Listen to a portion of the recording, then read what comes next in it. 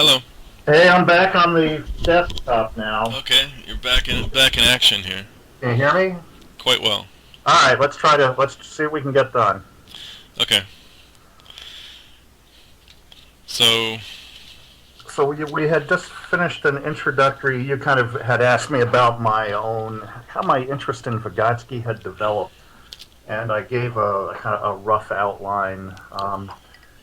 And it's interesting that I'm part of a generation where if you didn't study with someone who'd been to Russia, if you didn't study with Mike Cole or Jim Wirch or Sylvia Scribner, you were kind of on your own.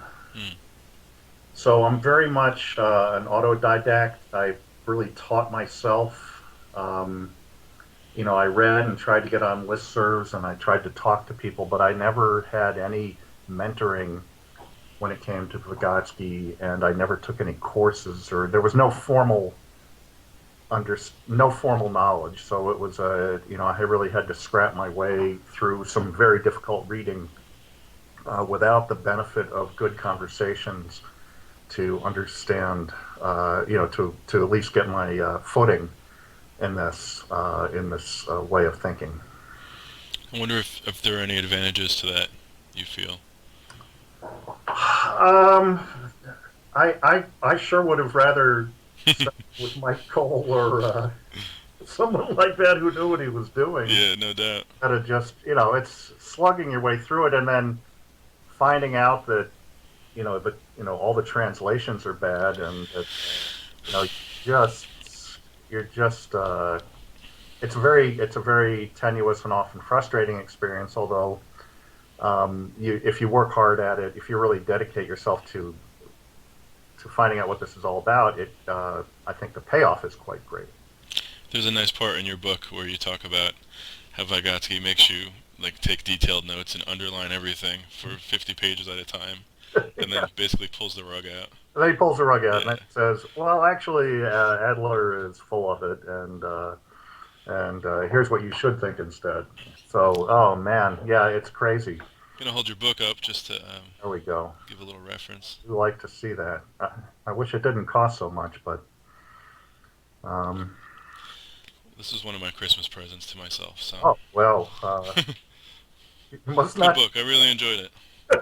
Yeah, it's definitely one that deserves a couple readings, you know. You got that and So, some coal, right? yeah. Coal. Yes. Um, I just want to say one thing before we move ahead. I wrote this little disclaimer. Um, I hope you answer whatever I'm asking with the degree of specificity that you feel is appropriate for this forum, Uh-huh. because I've only been lurking for about a year or so, and you're much more enculturated here. So if I'm asking questions that seem to imply like basic answers and you want to go deeper, or vice versa, by all means, you know, I hope you could decide that. So, or Yeah. if you want to take my questions in a new way, Yeah. I'll be happy if I can please. give any kind of answer to these questions. So, Yeah, well, I guess the first one's kind of a toughie, so um, forgive me if I read just a little bit. go for it. Um,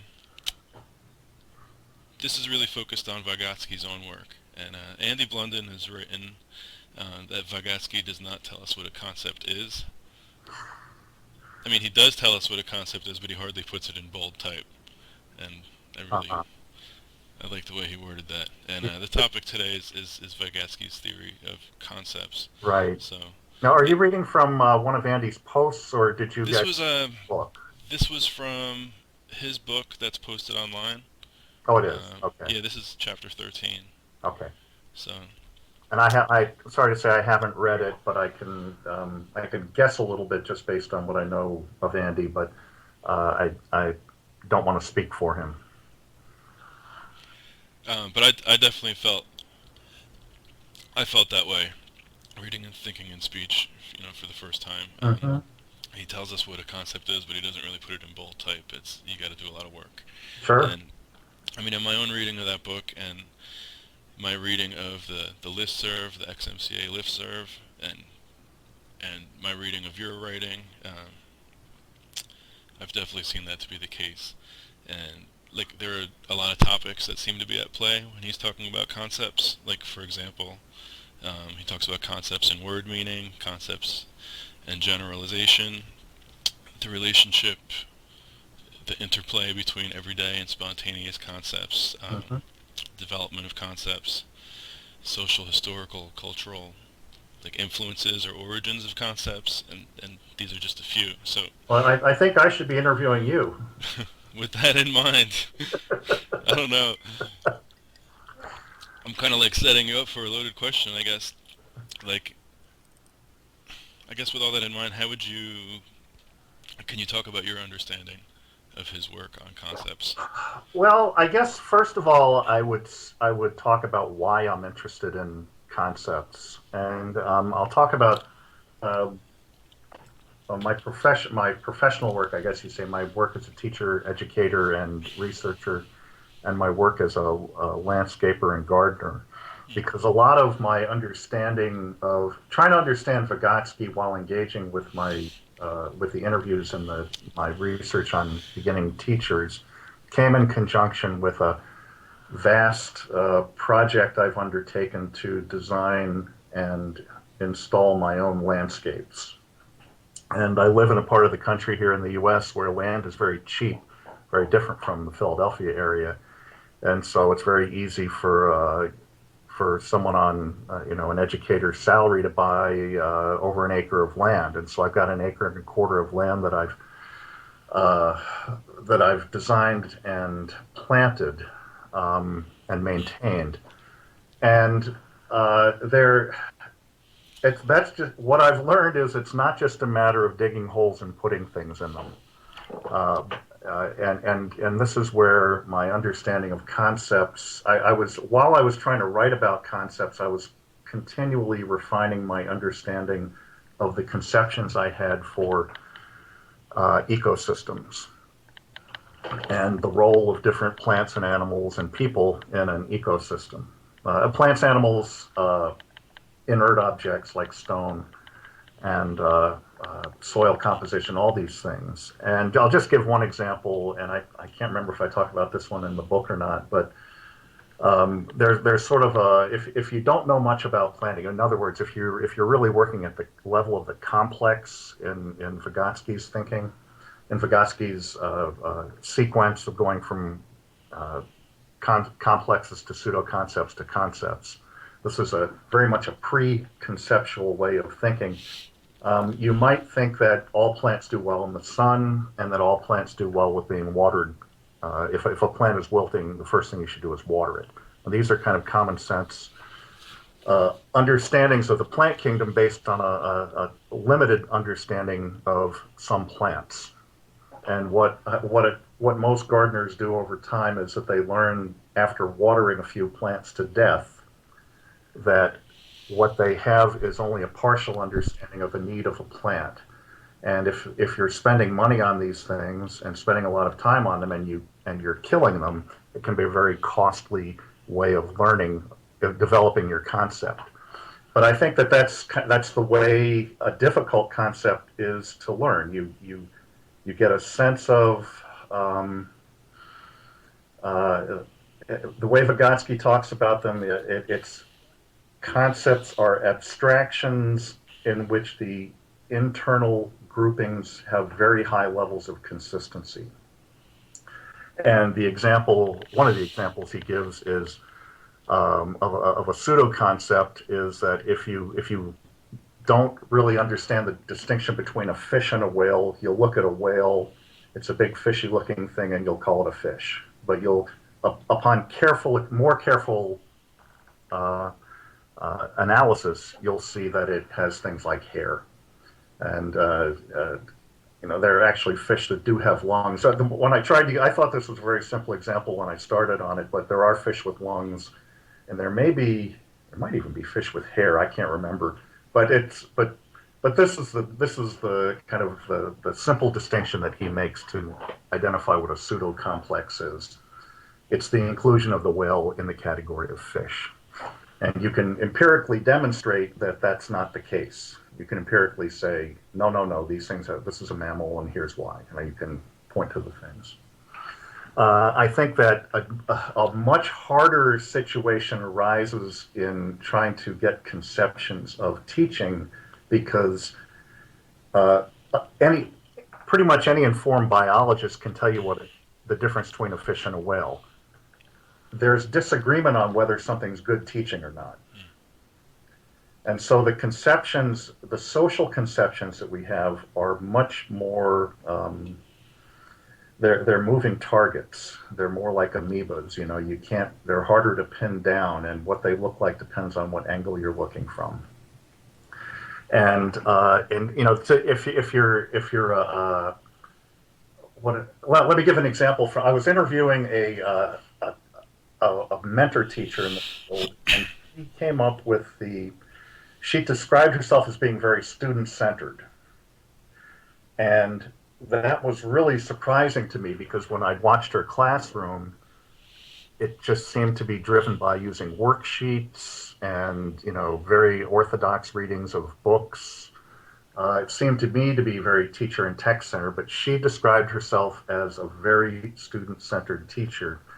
Um, and so my first response to that was kind of well, you don't know what you're talking about. You know, you're not student centered at all. I've watched your class, you know, much as the biologist might look at the fish and the whale and say, no, no, I can tell you what the differences are.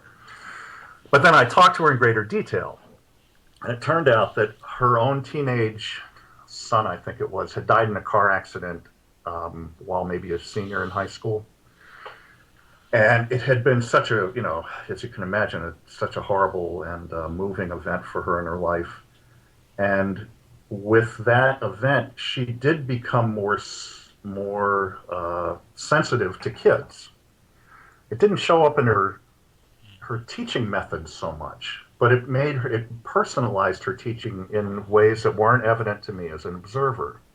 So I'm using this as an example because in the social world, things aren't as cut and dried as they are in the biological world. And so Vygotsky often uses biological examples to demonstrate his points. And I think that that's very useful when you're learning about these things. But it's much trickier when you get into you know, deciding whether someone's a freedom fighter or a terrorist. You know, if you have trying to develop a conception of, well, what's a terrorist? You know, and of course in the U.S. and around the world we have this great concern with terrorism now. But I think that we're all aware of people throughout history. You know, if you think of Michael Collins in Dublin, to some he was a terrorist, to some he was a freedom fighter. So getting, you know, arriving at the sort of neatly encapsulated concept that with everything nice and internally consistent in social matters, I think is almost impossible to achieve.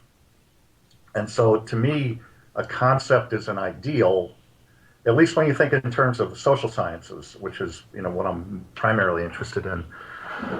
Uh, it's an ideal, and I don't know that you ever really arrive at a fixed set of items, you know, in the set. If you think of this mathematically, if you think of the items in a set, what becomes categorized within a concept is always moving, and every new example seems to change it a little bit. And so I think that you're always working toward a concept without ever quite getting there. So I can't even remember your question, but that's at least the way I'd start the answer. Well, I guess with that in mind is, let's say um, students in class go through a process of Mm-hmm. moving towards a scientific concept, and everything goes really well, and they can articulate a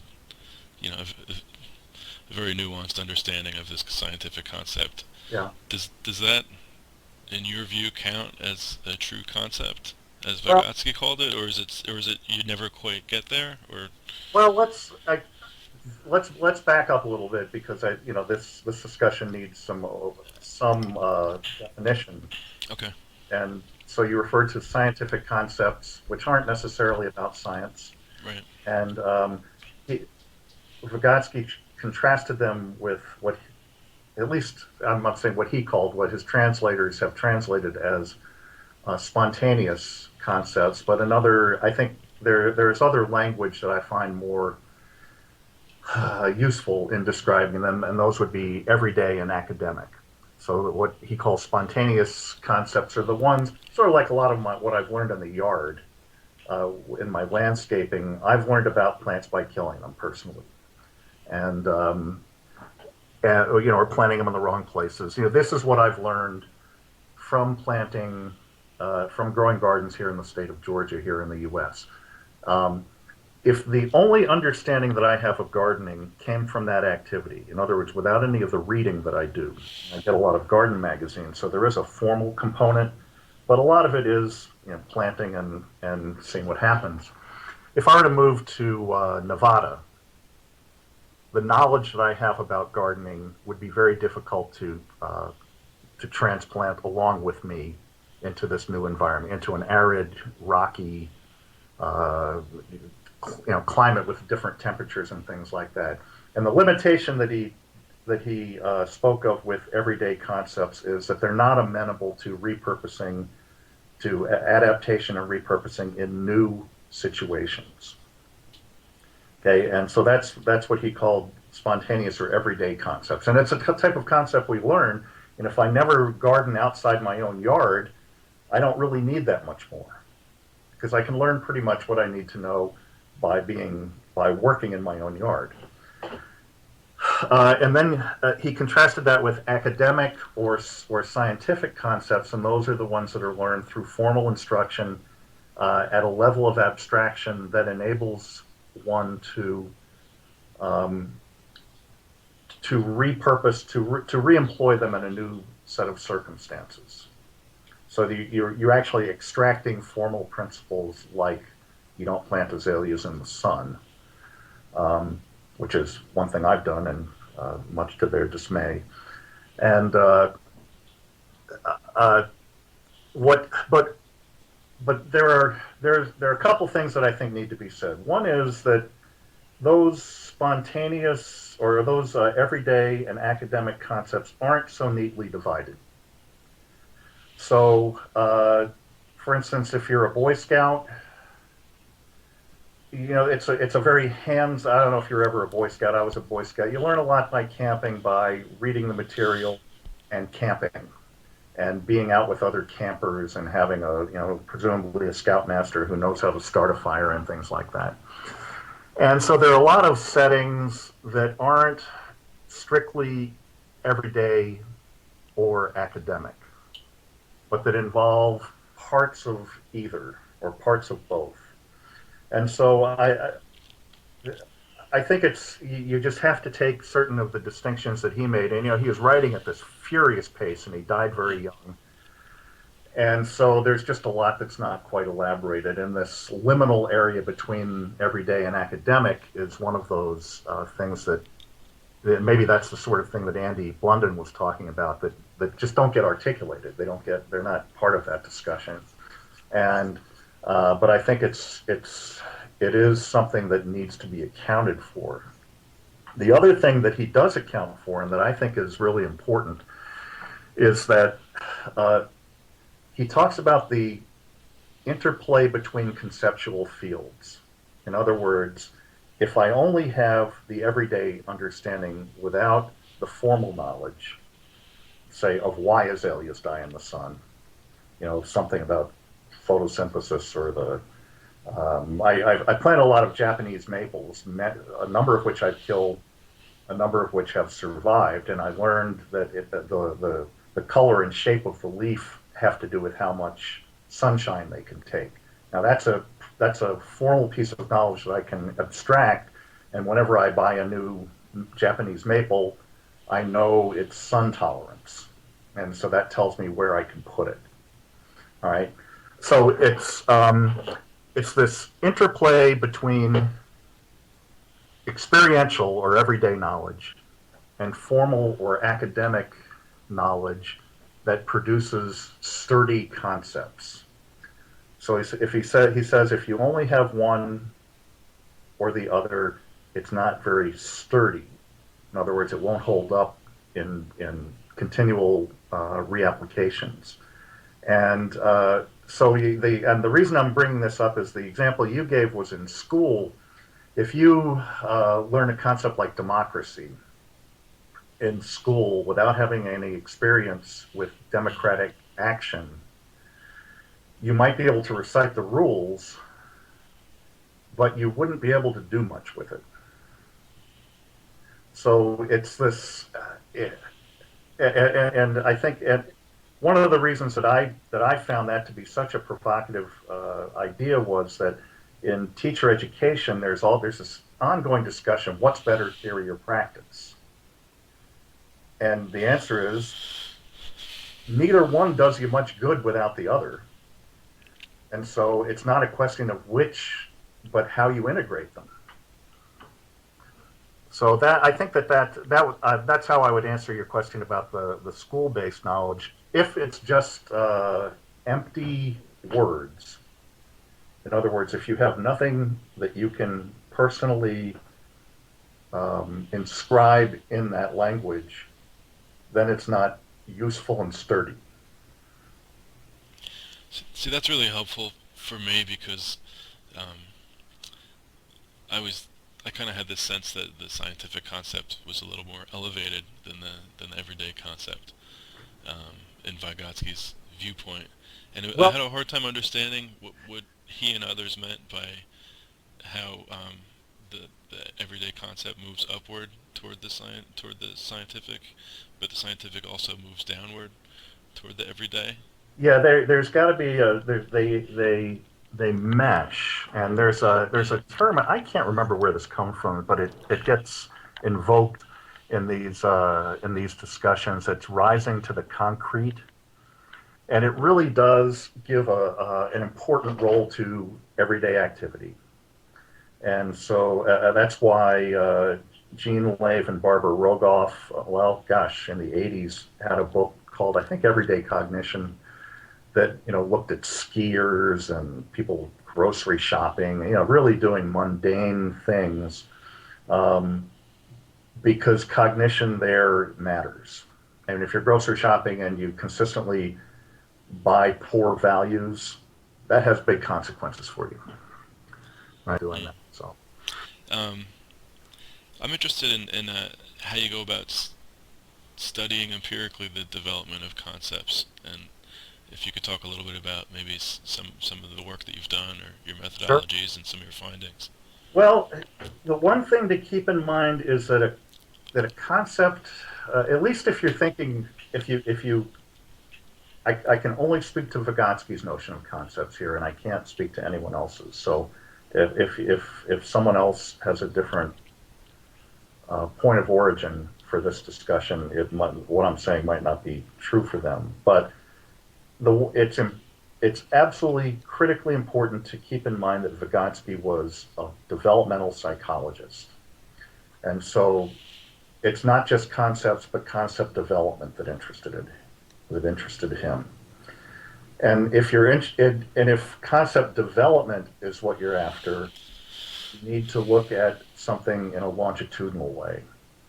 Now, one of my students in a class I taught about a year ago, I taught a Vygotsky seminar while I was writing that book, and she was very surprised to see Vygotsky summarizing a study by one of his colleagues. It might have been Luria, but it might not have been. At any rate, what the researcher had looked at was a group of 5-year-olds, a group of 10-year-olds, and a group of 15-year-olds, or something like that, doing the same problem, and uh, and drawing conclusions about concept development based on the way the 5-year-olds, the 10-year-olds, and the 15-year-olds uh, performed on this task, whatever it was. Um, it really surprised me too, because that's a very crude developmental study, because it's not tracking the same person. It's making assumptions about homogeneity based on common cultural backgrounds. These kids would have to all be from the same school or something like that, same neighborhood even. Whereas what I've done follows individuals over time, and these are beginning teachers, at least in the studies that I've done so far. And I'm very interested by the way in which conceptions are mediated socially, culturally, and by implication historically. Um, and what I'm Vygotsky's he wasn't a stage theorist, but he did describe concept development in stages. And so complexes are these unities that have a lot too much differentiation in them. The elements aren't united. So to give a simple example, if a little kid who looks at the moon and says ball, that would be a pseudo complex. It's not quite a ball, even though so all round things are balls to the little kid who hasn't started to differentiate yet. And then this, Vygotsky says, is mediated becomes with enough examples and counterexamples and assistance, all the false members of this collection get weeded out until finally you know what a ball is. All right. Now balls are pretty simple. But a conception of teaching is very, very hard.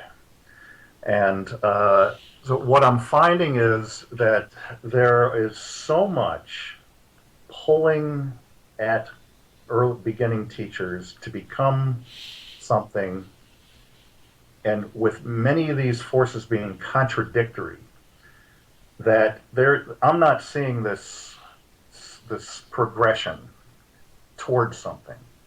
Because most people go through traditional schooling as we know it, and they've done a lot of workbooks and sat through a lot of lectures, and this is what Dan Lordy called the apprenticeship of observation. It's what you learn about teaching from having been taught. And if anything, this gets intensified in college, where at least at a place like Georgia, your first couple of years you're in these big lecture halls. So your role is to go and sit and take notes and be tested before you get to your major. And so up to the point where people go into start taking their education courses, a lot of their schooling has taught them that teaching is talking and learning is listening and repeating. So that's one very powerful model, because it starts so early, and it can start at maybe age 3 when people go to preschool and they start getting socialized. And that's actually something that came up in my research. A first grade teacher found that her kids were so socialized to what she was calling traditional schooling. In first grade, she was having to have them unlearn, the way she described it, how to be a student. So you can imagine what it's like by the time they get to their junior year in college. There's a lot of unlearning that needs to be done, or I shouldn't say that needs to be done, but there's a lot of unlearning available if that's not the way you want them to go about their teaching careers. So what tends to happen then is that they go into university courses where they get a lot of theory, often diversity theory, multiculturalism, social justice. You can probably predict the common tropes that come up in teacher ed, that are completely at odds with what they've learned from being students. And that's where you get conceptions of student teaching as being, I'm still going to give the worksheets out, but I'm going to ask the kid how his weekend was. All right, and that's I hope that didn't sound dismissive, because the teacher from whom I get that example was very sincere about that being a huge step, a life-changing, a profession-changing experience for her to begin taking that step. So I don't want to trivialize it. But then, so they're in these courses, but they're immediately sent out to schools where, especially now, got the Common Core standards. Everything's standardized tests, standardized curriculum. The kids in school A need to be on the same page as the kids in school B on March 3rd, and what have you. And so that if they're getting something theoretically on campus, that's being contradicted by everything that happens in the school. Um, where's the, is there a direction they're going in? Actually, what they tend to do is they revert back to what the schools are doing because that's who's paying, that's who's cutting their paycheck. That's who's giving they get to define good teaching there. And the good teacher is who's kind of obedient to the machinery of the schooling.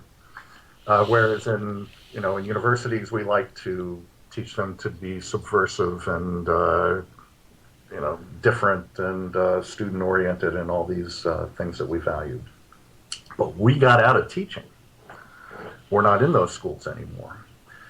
And then another kind of influence that I see often implicitly is that there is a belief in character education, that the fundamental role of the teacher is to teach kids responsibility, because if they become responsible, then they'll do their schoolwork, even if they hate it. That's what responsible people do. They'll be punctual even if they don't want to be where they're going.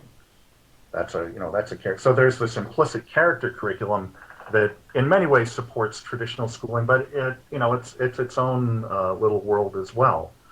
Then you've got the National Council of Teachers of English, which is trying to tug everybody in a progressive direction. And you have one mentor teacher saying this, and then you get in line to run off your copies of the worksheet, and the teacher will tell you something else. So that this idea that there's this progress toward a unified concept, I think, is misguided. I think that it shows a lack of understanding of concept development, at least as I understand it from Vygotsky. And it just assumes a sort of homogeneity and unity of purpose that I don't think exists among educators. Any staff room you've got a grammarian, and you've got a libertarian, and you've got a writing workshop person, and you've got the faculties are all over the map often. One loves classic, one loves young adult lit. And the beginning teacher is sitting in the middle of all this, being torn, drawn and quartered, being pulled in every different direction. And one of my other students and I have a paper out called Competing Centers of Gravity. In other words, we didn't quite use the drawn and quartered metaphor, but this idea that you're being pulled apart all the time in ways that make a sense of direction difficult. And Vygotsky uses a metaphor, the twisting path of concept development, and I've borrowed that. And Darren Rem and I, in this latest piece, find that it's more like a twisting pretzel, because it just keeps going, around and around, and, figure eight, without seeming to go anywhere. So I believe strongly in data analysis, and one reason is because it makes me think as hard as I possibly can about the problems I'm looking at. And so this is an area where I would say that Vygotsky was on he was in the right hunt, but I think that he oversimplified it with this complex pseudo concept. I just think that in social circumstances, it's awfully hard to achieve that. It sounds to me like you've moved a little bit from the paper you wrote about the twisting path of concept development for teaching. Yeah. Because it sounded like your conclusions then, this was 2003, I think, were right. The teachers, the pre-service teachers who had a strong concept of teaching were less likely to be pulled in different directions, were less likely to be, feel like they're being drawn and quartered than those teachers who really didn't have a strong concept developed. I'm having an internet connection problem. Yeah, I didn't get that, although I think I know what you're getting at. Am I coming in? You are now, yeah. It jumped a little bit. Jumped, okay. But go ahead. So I would say, that was 8 years ago. Yeah. So that and probably the writing started 10 years ago. So there's no I would be disappointed if I thought the same thing. But it also, I think, goes back to my own experience of coming out of a very tightly knit and I guess I would say tightly controlled teacher education program under George Hillocks at Chicago. We were a small group who completely bought in, and we tended to get placed in Chicago public schools where you could pretty much do anything you wanted if it worked. And so we weren't under quite, it was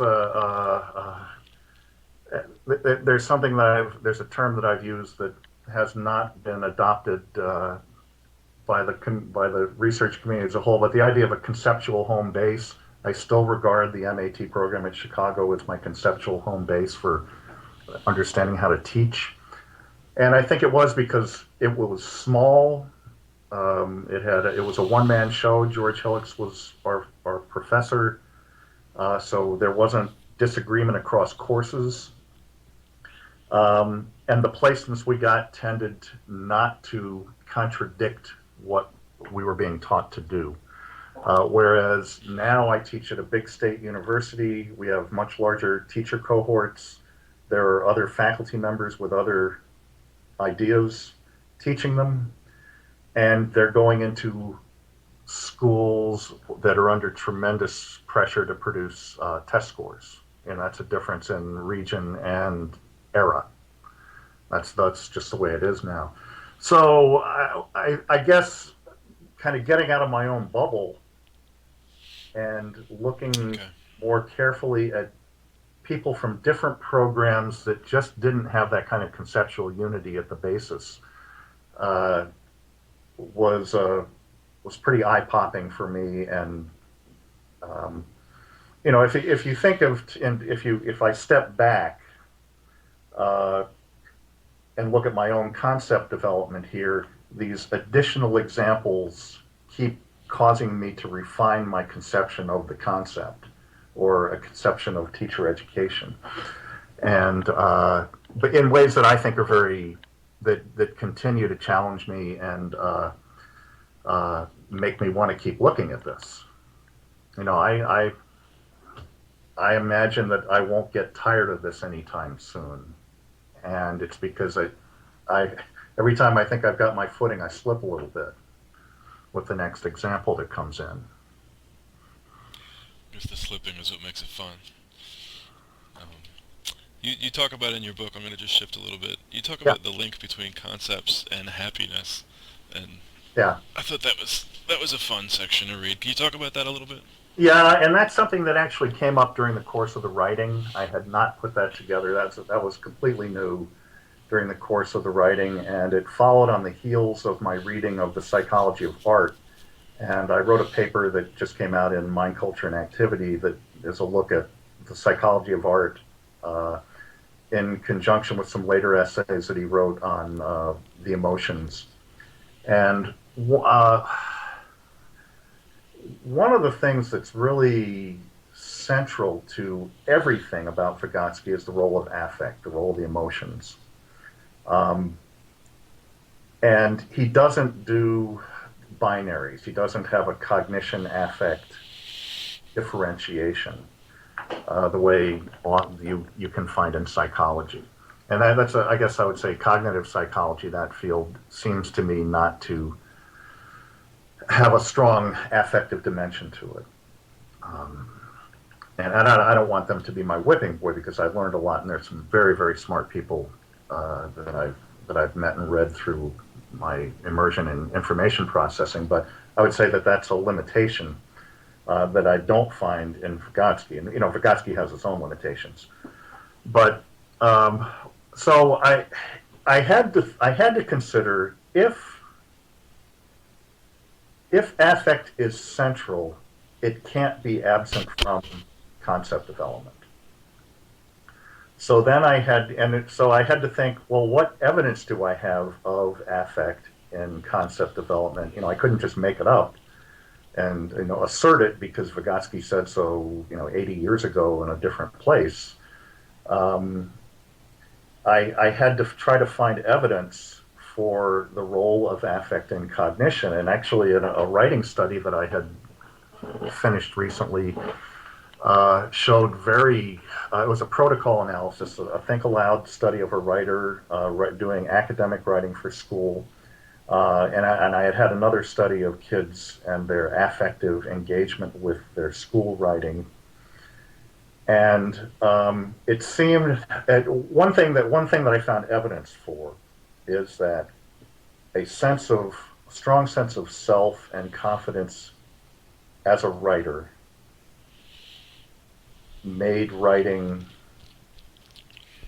and the understandings that can emerge through writing a more doable experience. Not to say it's never frustrating, but for instance, the student writer that we looked at had this way of avoiding being blocked by saying, I don't know what word to put here.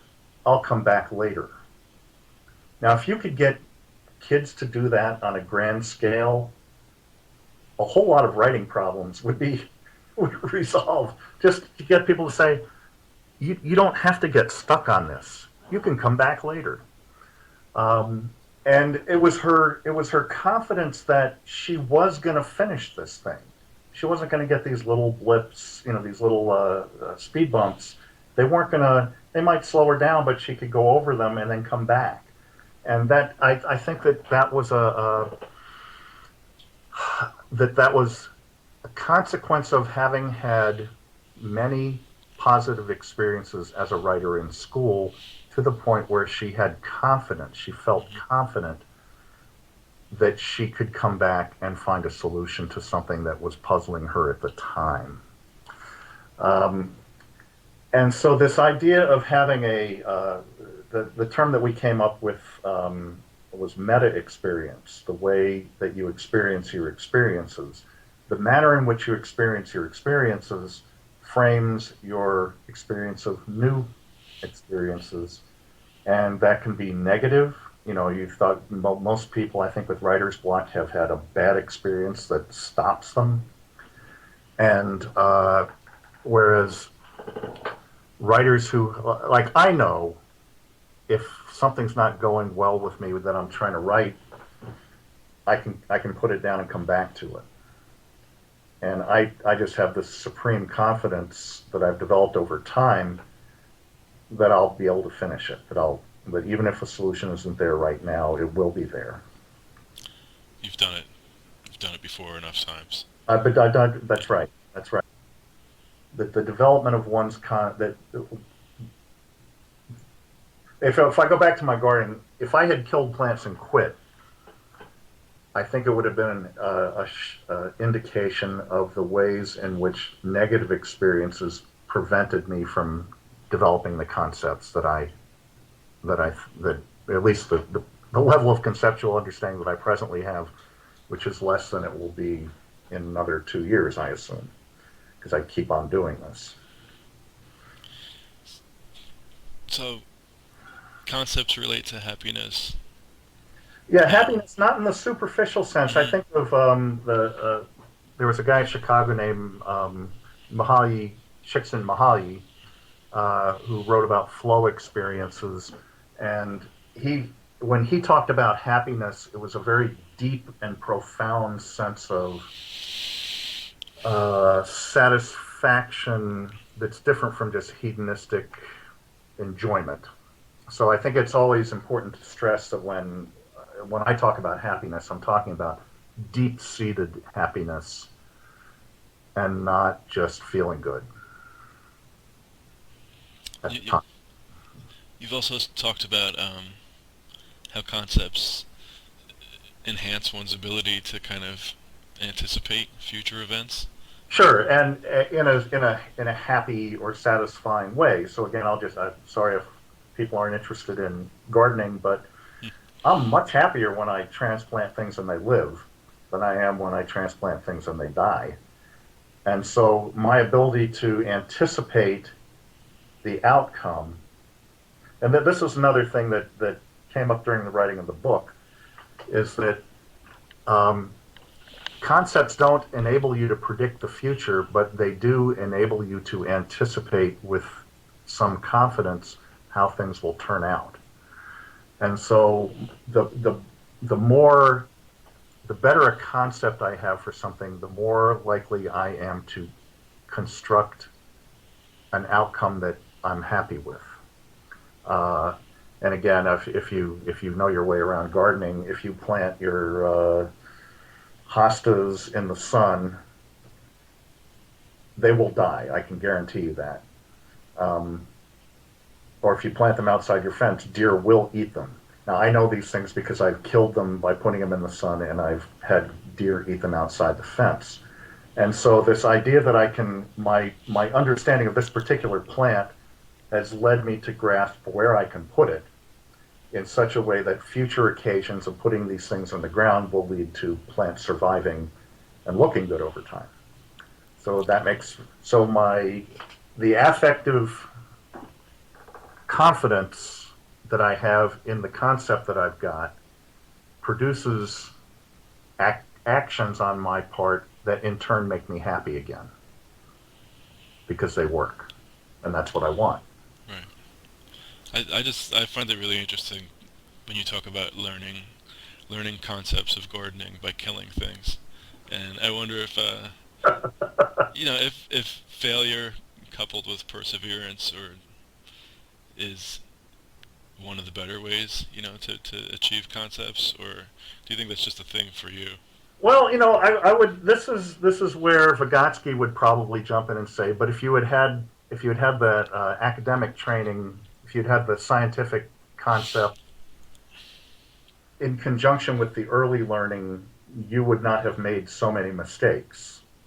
So I think that that is a limitation of this everyday concept development, that it probably is more mistake ridden because there's a certain trial and error dimension to it.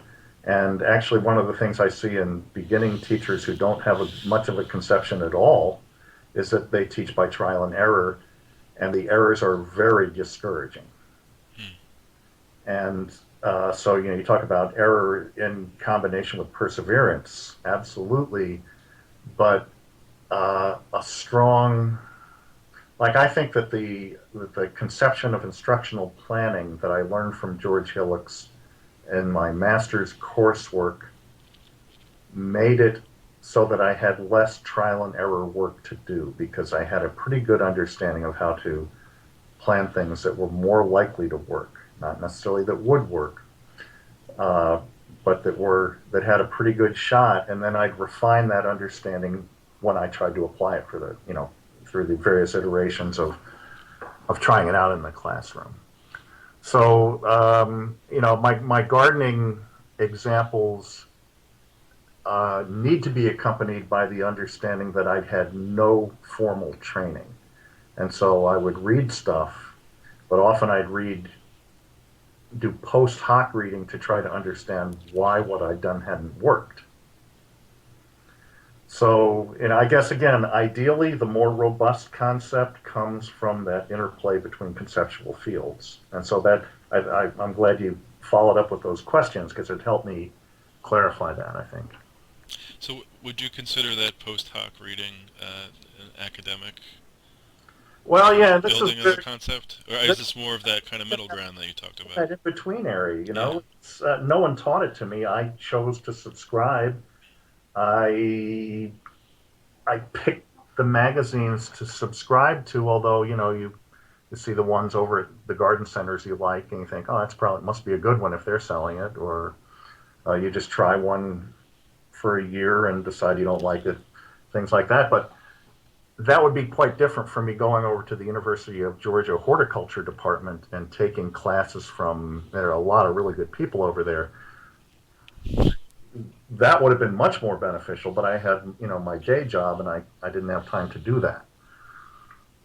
So, we're all limited, unless we're full time students, we're all limited by these exigencies of life. And um, then if you are a full time student, you don't often have the opportunity to practice the theoretical teachings and round out that concept. Right. I wanted to ask you if there's any element of Vygotsky's thinking about concepts that you wanted to address that you really think maybe we haven't touched upon, or that I could have asked, or that you'd like me to ask. Well, I think that you've done it. You've helped me think about the things that I think are worth, at least for me, to talk about. Um, but I would say that at least where I am now, you've given me a good opportunity to air out the things that I think are good, that matter to me in terms of my interests as an educator with a developmental emphasis. Then can you help me with one thing? Can you just talk about a little bit about word meaning and concepts? Oh, okay. And this is what one of Vygotsky's, I guess you could call limitations or strengths. I don't know. Is that he was very logocentric. The word, speech was what was the tool of tools, as someone in that crowd called it. And so for Vygotsky, I'll just go back to some of the simple examples of he viewed somebody's the unity with which someone affiliated items around a term like fish as indicative of what kind of concept the person had for the term. So word meaning, the 3-year-old might think that a whale is a fish, and maybe the 10-year-old too. I don't know. Um, but over time, presumably, the items that you associate with the term would cohere around something very consistent. Okay, so that's with fish. Uh, from a teaching standpoint, there might be something like being student-centered or cooperative learning or instructional scaffolding. There are all these terms that so we know that we might know that term, and we might know that through some kind of formal exposure, academic exposure. You might have heard of multiculturalism, or our field is pretty rife with all these great terms. But but what you associate with the term cooperative learning or the term multiculturalism over time, presumably, is a process of weeding out what doesn't belong and settling on what does. Now, one thing I've tried to argue is that it's not as quite as neat and linear as that. Mm-hmm. And in fact, the harder the concept is, less likely it is you'll ever actually get there. So, but analytically, from a research point of view, word meaning, the what we associate with these words indicates how we conceptualize that thing. All right? Does that? Yeah. So, Okay. and the words themselves are they our words? Are they sort of out there? Can we Well, step into that's them? part of the trick. Does anybody have naming rights to student-centeredness? And this is one of the things in the Twisting Path paper I really had to come to terms with was just because someone wrote in a book just because Larry Cuban wrote what student-centeredness means, does that mean that woman's not student-centered? Not to her. So it depends on who gets to make the call. And I don't think any of us has that authority. So it's really perspective driven. Hmm. I can't say for certain who's really doing cooperative learning, even though I've seen some things that personally that teachers were calling cooperative learning that I would say weren't. But who gets to make that judgment?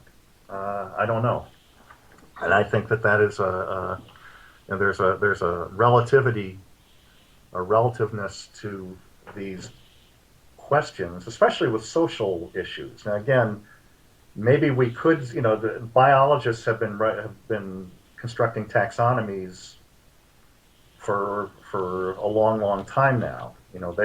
they do get to say what a butterfly is and what isn't. And they can do that with authority, which is different from me saying I know what instructional scaffolding is and you're not doing it.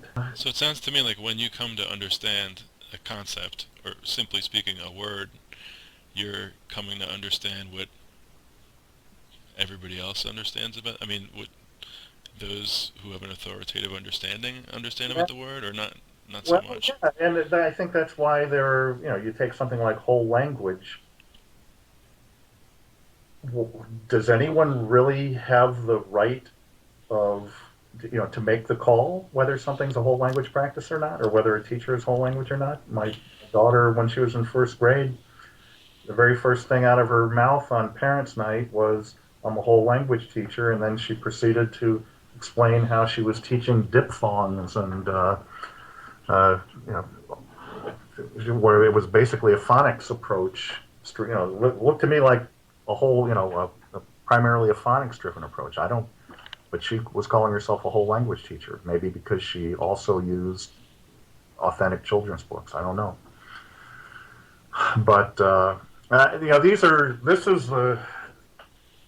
this is fuzzy stuff. I think that you're right to be puzzled by it because I'm, as you can see, I'm having trouble uh, answering your question very well. Um, because I think that, uh, again, especially with social issues, nobody owns the concept. Even in terms of, say, the butterfly one thing you could say is, who cares if it's a moth or a butterfly? Let's just watch it fly around. For all intents and purposes, it walks and talks and waddles like a butterfly, and so who cares? Hmm.